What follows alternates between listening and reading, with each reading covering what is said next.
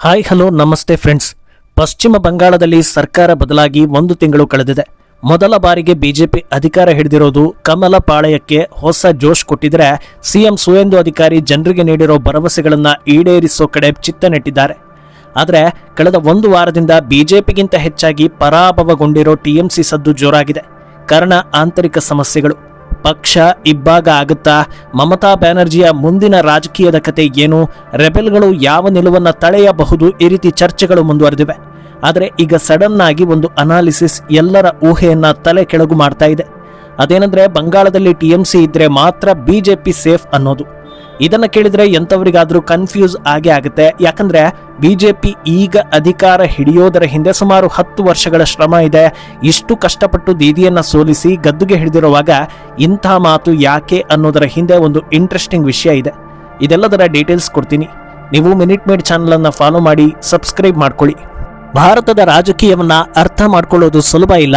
ಮೇಲ್ನೋಟಕ್ಕೆ ರಾಜಕೀಯವಾಗಿ ಉತ್ತರ ಭಾರತ ಒಂದು ರೀತಿ ಕಾಣಿಸಿದ್ರೆ ದಕ್ಷಿಣ ಭಾರತ ಇನ್ನೊಂದು ರೀತಿ ಇರೋ ಹಾಗೆ ಕಾಣಿಸುತ್ತೆ.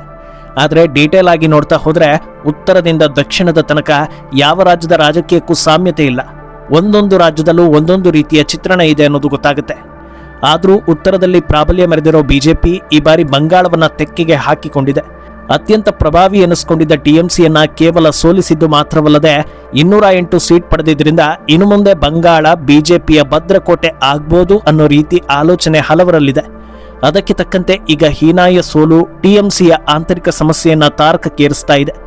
ಇದು ಮಮತಾ ಹಾಗೂ ಅಭಿಷೇಕ್ಗೆ ಟೆನ್ಷನ್ ಜಾಸ್ತಿ ಮಾಡ್ತಾ ಇದ್ರೆ ಬಿಜೆಪಿಗೂ ಕೂಡ ಹೊಸ ಟೆನ್ಷನ್ ಕೊಡ್ತಾ ಇದೆ.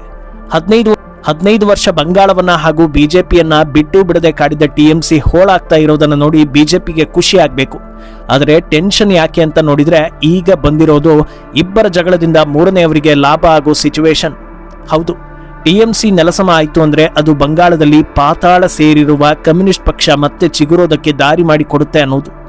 ಇದೆಲ್ಲ ಒಂದು ದಿನಕ್ಕೆ ಆಗೋ ಕೆಲಸ ಅಲ್ಲದೆ ಇದ್ರೂ ಹಾಗೇ ಆಗುತ್ತೆ ಅನ್ನೋದನ್ನ ಹೇಳಬಹುದು.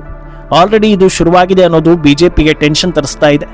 ಇನ್ನೊಂದು ದಿಕ್ಕಲ್ಲಿ ಬಂಗಾಳ ಕಾಂಗ್ರೆಸ್ ಹಿರಿಯ ನಾಯಕ ಅಧೀರ್ ರಂಜನ್ ಚೌಧರಿ ರೆಬೆಲ್ ಶಾಸಕರೆಲ್ಲ ಕಾಂಗ್ರೆಸ್ಗೆ ಬಂದ್ಬಿಡಿ, ಒಂದೇ ಸೂರಿನಲ್ಲಿ ಫೈಟ್ ಮಾಡೋಣ ಅಂತ ಆಹ್ವಾನ ಕೊಟ್ಟಿದ್ರು. ಆದ್ರೆ ಅದಕ್ಕೆ ಕಿವಿಗೊಡದೆ ರೆಬೆಲ್ಗಳು ತಮ್ಮ ಡಿಮ್ಯಾಂಡ್ ಅನ್ನ ಜಾಸ್ತಿ ಮಾಡ್ತಾ ಮಮತಾಗೆ ಸವಾಲ್ ಹಾಕ್ತಾ ಇದ್ದಾರೆ. ಈಗ ಟಿಎಂಸಿ ಪತನ ಮತ್ತೊಂದು ಲೆಕ್ಕಾಚಾರಕ್ಕೆ ದಾರಿ ಮಾಡಿಕೊಡ್ತಾ ಇದೆ. ಅಂದಹಾಗೆ ಆಲ್ರೆಡಿ ಕಮ್ಯುನಿಸ್ಟ್ ಚಿಗುರೋದರ ಸಿಗ್ನಲ್ ಕೂಡ ಸಿಕ್ಕಿದೆ ಅನ್ನೋದನ್ನ ಹೇಳಿದ್ವಿ. ಅದು ಯಾವ ಸಿಗ್ನಲ್ ಅಂತ ನೋಡಿದ್ರೆ, ಈ ಎಲೆಕ್ಷನ್ ನಲ್ಲಿ ಸಿಪಿಐ ಮಾರ್ಕ್ಸಿಸ್ಟ್ ಒಂದು ಕ್ಷೇತ್ರವನ್ನ ಗೆದ್ದಿರೋದು ಹಾಗೂ ಇನ್ನೊಂದು ಕ್ಷೇತ್ರದಲ್ಲಿ ಮುನ್ನಡೆಯನ್ನ ಸಾಧಿಸಿರೋದು. 2016ರ ಬಳಿಕ ಮೊದಲ ಬಾರಿಗೆ ಸಿಪಿಐ ಗೆಲುವಿನ ರುಚಿಯನ್ನ ನೋಡ್ತಾ ಇರೋದು ಡೋಮ್ಕಾಲ್ ವಿಧಾನಸಭಾ ಕ್ಷೇತ್ರದಲ್ಲಿ. ಇನ್ನು ಇತ್ತ ಫಾಲ್ಟಾ ಕ್ಷೇತ್ರದಲ್ಲಿ ವೋಟಿಂಗ್ ಪೋಸ್ಟ್ಪೋನ್ ಆಗಿತ್ತು. ಕೊನೆಗಳಿಗೆಯಲ್ಲಿ ಟಿಎಂಸಿ ಅಭ್ಯರ್ಥಿ ಜಹಾಂಗೀರ್ ಖಾನ್ ಹಿಂದೆ ಸರಿದು ಬಿಜೆಪಿ ಗೆಲುವು ಸುಲಭ ಆಯಿತು ಅನ್ನೋದನ್ನ ನೋಡಿದ್ರಿ. ಅಲ್ಲಿ 2ನೇ ಸ್ಥಾನ ಯಾರದ್ದು ಅಂತ ನೋಡಿದ್ರೆ ಇದೇ ಸಿಪಿಐನದ್ದು. ಸುಮಾರು 40,000 ವೋಟ್ಗಳನ್ನ ಪಡೆಯುವ ಮೂಲಕ 2ನೇ ಸ್ಥಾನಕ್ಕೆ ಕಮ್ಯುನಿಸ್ಟ್ ಪಕ್ಷ ಬಂದು ನಿಂತಿದೆ. ಈ ಗೆಲುವಿನ ಬಳಿಕ ಕಮ್ಯುನಿಸ್ಟ್ ಪಕ್ಷದ ಉತ್ಸಾಹ ಹೆಚ್ಚಿದ್ದು ಮತ್ತೆ ಕಚೇರಿಗಳನ್ನ ಓಪನ್ ಮಾಡೋ ಬಗ್ಗೆ ಚಿಂತನೆ ನಡೆಸಿದೆ. ಈಗ ಟಿಎಂಸಿ ಕುಸಿತ ಕಾಣ್ತಾ ಇರೋದು ದೊಡ್ಡ ಆಪರ್ಚುನಿಟಿ ಎನ್ನಿಸ್ಕೊಳ್ತಾ ಇದೆ. ಈಗ ಕಮ್ಯುನಿಸ್ಟ್ ಚಿಗುರಬೇಕು ಮತ್ತೆ ಪ್ರಾಬಲ್ಯ ಹೊಂದಬೇಕು ಅಂದ್ರೆ ಅದು ಏಕಾಂಗಿ ಹೋರಾಟದಿಂದ ಸಾಧ್ಯವೇ ಇಲ್ಲ. ಆದರೆ ಅವರಿಗೆ ಬಲ ತುಂಬೋದಕ್ಕೆ ಕಾಂಗ್ರೆಸ್ ಕೂಡ ರೆಡಿಯಾಗಿ ನಿಂತಿದೆ. ಇಂಡಿ ಒಕ್ಕೂಟದಲ್ಲಿ ಯಾರ ನಡುವೆ ಎಷ್ಟೇ ಸಮಸ್ಯೆ ಇದ್ರೂ ಮೋದಿ ವಿರುದ್ಧ ಅಥವಾ ಬಿಜೆಪಿಯನ್ನ ಸೋಲಿಸಬೇಕು ಅಂದಾಗ ಎಲ್ಲರೂ ಕೂಡ ಒಗ್ಗಟ್ಟು ಪ್ರದರ್ಶನ ಮಾಡ್ತಾರೆ ಅನ್ನೋದನ್ನ ನೋಡ್ತಾ ಬಂದಿದ್ದೀರಾ. ಆದರೆ ಬಂಗಾಳದಲ್ಲಿ ಟಿಎಂಸಿ ಹಾಗೂ ಕಮ್ಯುನಿಸ್ಟ್ ವಿಚಾರದಲ್ಲಿ ಹಾಗಾಗೋದಿಲ್ಲ. ಯಾಕಂದ್ರೆ ಮಮತಾ ಬ್ಯಾನರ್ಜಿ ಆ ಲೆವೆಲ್ನಲ್ಲಿ ಎಡ ಪಕ್ಷಗಳ ಹುಟ್ಟಡಗಿಸಿ ಬಿಟ್ಟಿದ್ದಾರೆ. ಒಂದು ಕಾಲದಲ್ಲಿ ಬಂಗಾಳದಲ್ಲಿ 3 ದಶಕ ಮೇಲುಗೈ ಸಾಧಿಸಿದ ಕಮ್ಯುನಿಸ್ಟರು ಮಮತಾ ಬಂದ ಬಳಿಕ 2016ರ ನಂತರ ಈಗಲೇ 1 ಸೀಟ್ ಗೆಲ್ತಾರೆ ಅಂದ್ರೆ ಯಾವ ರೇಂಜ್ಗೆ ಹೊಡೆತ ತಿಂದಿದ್ದಾರೆ ಅನ್ನೋದನ್ನ ಅರ್ಥ ಮಾಡ್ಕೊಳ್ಬೇಕು. ಕಮ್ಯುನಿಸ್ಟ್ ಪಕ್ಷದ ಎದೆ ಮೇಲೆ ಟಿಎಂಸಿ ಕುರ್ಚಿ ಹಾಕಿ ಕೂತು 15 ವರ್ಷಗಳ ಕಾಲ ಸರ್ಕಾರ ನಡೆಸಿದ್ರು. ಈಗ ಅವರ ಆಂತರಿಕ ಸಮಸ್ಯೆಗಳು ಉಳಿದವರಿಗೆ ಆಪರ್ಚುನಿಟಿಯನ್ನ ಕ್ರಿಯೇಟ್ ಮಾಡ್ತಾ ಇದೆ. ಸರಿ, ಕಮ್ಯುನಿಸ್ಟ್ ಚಿಗುರಿದ್ರೆ ಬಿಜೆಪಿ ಯಾಕೆ ಟೆನ್ಷನ್ ಮಾಡ್ಕೊಳ್ಬೇಕು? ಅದೇ ಬಂಗಾಳದ ಜನರು ತಾನೇ ಅಧಿಕಾರಕ್ಕೆ ತಂದು ಕೂರಿಸಿರೋದು. ಈ ಲೆಕ್ಕದಲ್ಲಿ ಅಷ್ಟು ಸುಲಭವಾಗಿ ಜನರು ಬದಲಾಗೋದಿಲ್ವಲ್ಲ ಅಂತ ಅನ್ನಿಸ್ಬೋದು. ಆದರೆ ಒಂದು ಸಲ ಬಂಗಾಳದ ಹಿಸ್ಟರಿಯನ್ನ ಕೆದಕಬೇಕು. ಬಂಗಾಳದ ಇತಿಹಾಸದಲ್ಲೇ ಹೆಚ್ಚು ಆಳ್ವಿಕೆ ನಡೆಸಿದವರು ಕಮ್ಯುನಿಸ್ಟರು.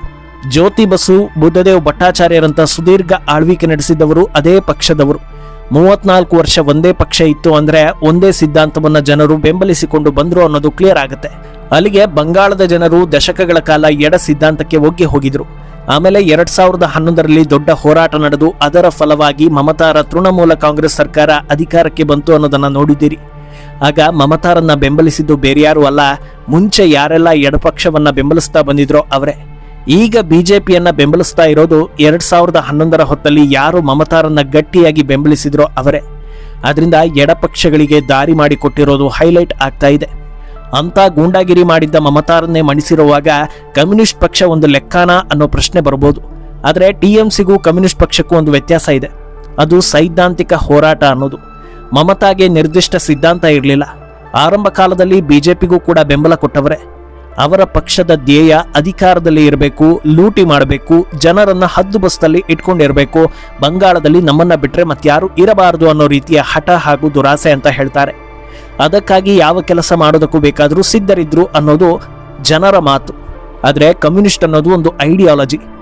ಮಮತಾ ಡ್ರಾಮಾಗಳು ಜನರಿಗೆ ಅರ್ಥ ಆಗುತ್ತೆ, ಆದರೆ ಕಮ್ಯುನಿಸ್ಟ್ ಆಟಗಳು ಜನರ ತಲೆಗೆ ಹೋಗೋದಿಲ್ಲ. ಸದ್ಯ ಮಮತಾ ಕುಗ್ಗಿಸಿದ್ದ ABTA ಅಂದರೆ ಆಲ್ ಬೆಂಗಾಲ್ ಟೀಚರ್ಸ್ ಅಸೋಸಿಯೇಷನ್ ಹಾಗೂ CITU centre of Indian trade unions ಇಂಥ ಸಂಘಟನೆಗಳಿಗೆ ಬಲ ತುಂಬಿ ಬೀದಿಗಿಳಿಸಿ ಹೋರಾಟದ ಮೂಲಕ ತಳಮಟ್ಟದಲ್ಲಿ ಗಟ್ಟಿಯಾಗ್ತಾ ಹೋಗ್ತಾರೆ. ಇನ್ನು ಕಾಂಗ್ರೆಸ್ ಹಾಗೂ ಲೆಫ್ಟ್ ಸಮೀಕರಣ ಇದಕ್ಕೆ ಇನ್ನೂ ಬಲ ತುಂಬೋ ಸಾಧ್ಯತೆ ಇದೆ. ಸದ್ಯ ದೇಶದಿಂದ ನಿರ್ಮೂಲನೆ ಆಗಿರೋ ನಕ್ಸಲ್ ಹುಟ್ಟಿದ್ದು ಇದೇ ಬಂಗಾಳದ ನಕ್ಸಲ್ ಬಾರಿಯಲ್ಲಿ. ಈಗ ಅಲ್ಲೂ ಕೂಡ ಜನರ ಮನಸ್ಥಿತಿ ಬದಲಾಗಿದೆ. ಆದರೆ ಯಾವ ರೀತಿಯಲ್ಲೂ ಮೋದಿ ಅಥವಾ ಬಿಜೆಪಿಯನ್ನ ಎದುರಿಸೋದಕ್ಕೆ ಆಗ್ತಾ ಇಲ್ಲ ಅನ್ನೋವಾಗ ಸಹಜವಾಗಿ ಅದು ಫ್ರಸ್ಟ್ರೇಷನ್ಗೆ ತಿರುಗುತ್ತೆ. ಆ ಹತಾಶೆ ಯಾವ ಹಂತಕ್ಕೆ ಹೋದ್ರೂ ಪರವಾಗಿಲ್ಲ, ಒಟ್ನಲ್ಲಿ ಭಾರತದಲ್ಲಿ ಅಧಿಕಾರ ಬದಲಾವಣೆ ಮಾಡಲೇಬೇಕು ಅನ್ನೋ ಕಡೆಗೆ ತಿರುಗಿಸುತ್ತೆ. ಆಗ ಟಾರ್ಗೆಟ್ ಆಗೋದು ಜನರೇ. ಜನರಿಗೆ ಸತತವಾಗಿ ಹಿಂಸೆ ಕೊಡ್ತಾ ಹೋದ್ರೆ ಜನರು ಕೂಡ ಫ್ರಸ್ಟ್ರೇಟ್ ಆಗಿ ಯಾವ ದಾರಿಯಿಂದ ಈ ಸಮಸ್ಯೆಗೆ ಮುಕ್ತಿ ಅನ್ನೋದನ್ನ ಹುಡ್ಕೋಕೆ ಶುರು ಮಾಡ್ತಾರೆ. ಕೊನೆಗೆ ಇವರನ್ನೇ ಬೆಂಬಲಿಸೋಣ, ನಮಗೆ ಸಮಸ್ಯೆ ಆಗದೆ ಇದ್ರೆ ಸಾಕು ಅನ್ನೋ ನಿಲುವಿಗೆ ಬರ್ತಾರೆ. ಅಲ್ಲಿಂದ ಮತ್ತೆ ಎಲ್ಲವೂ ಒಂದೊಂದಾಗಿ ಕೈ ತಪ್ಪಿ ಹೋಗೋದಕ್ಕೆ ಶುರುವಾಗುತ್ತೆ. ಇಂಥ ಅಜೆಂಡಾ ವರ್ಕ್ ಆಗೋದು ಲೆಫ್ಟ್ ಹಾಗೂ ಕಾಂಗ್ರೆಸ್ ಕಾಂಬಿನೇಷನ್ಗೆ ಬಲ ಸಿಕ್ಕಾಗ ಅನ್ನೋ ಚರ್ಚೆ ಈಗ ಜೋರಾಗಿ ನಡೀತಾ ಇದೆ. ಹಾಗಿದ್ರೆ ಈ ರಾಜಕೀಯದ ಆಟಕ್ಕೆ ಸೊಲ್ಯೂಷನ್ ಇಲ್ವಾ ಅಂತ ಕೇಳಿದ್ರೆ ಖಂಡಿತ ಇದೆ. ಅದು ಉತ್ತಮ ಆಡಳಿತ, ಅಭಿವೃದ್ಧಿಯಿಂದ ಮಾತ್ರ ಸಾಧ್ಯ. ಇದೆರಡೂ ಜನರ ಕಣ್ಣಿಗೆ ಕಾಣೋ ಹಾಗಿರಬೇಕು ಅನ್ನೋದು ಕೂಡ ಅಷ್ಟೇ ಸತ್ಯ. ಸಾಂಪ್ರದಾಯಿಕ ಎಡಪಕ್ಷಗಳ ಬೆಂಬಲಿಗರು TMC ಕಡೆಗೆ ಬರುವಾಗ ಅವರಲ್ಲಿದ್ದ ಮನಸ್ಥಿತಿ ಎಡಪಕ್ಷಗಳಿಂದ ಯಾರಿಗೂ ಪ್ರಯೋಜನ ಇಲ್ಲ, ರಾಜ್ಯ ಬದಲಾಗಬೇಕು, ಅಭಿವೃದ್ಧಿ ಆಗಬೇಕು ಅನ್ನೋದು. ಆದರೆ ಮಮತಾ ಜನರ ಭರವಸೆಯನ್ನ ನಾಶ ಮಾಡಿ ಪ್ರಾಣಕ್ಕೆ ಕುತ್ತು ತಂದ್ಬಿಟ್ರು. ಈ 15 ವರ್ಷದಲ್ಲಿ ಬಂಗಾಳದ ಹಿಂದೂಗಳು ಅನುಭವಿಸಿದ್ದ ನೋವು, ಹಿಂದೂಗಳು ಬದುಕಬೇಕು ಅಂದ್ರೆ ಬಿಜೆಪಿಯನ್ನ ಗೆಲ್ಲಿಸೋದು ಅನಿವಾರ್ಯ ಅನ್ನೋ ಕನ್ಕ್ಲೂಷನ್ಗೆ ಬರುವಂತೆ ಮಾಡಿತ್ತು. ಈಗ ಬಿಜೆಪಿ ಗೆದ್ದಿದೆ.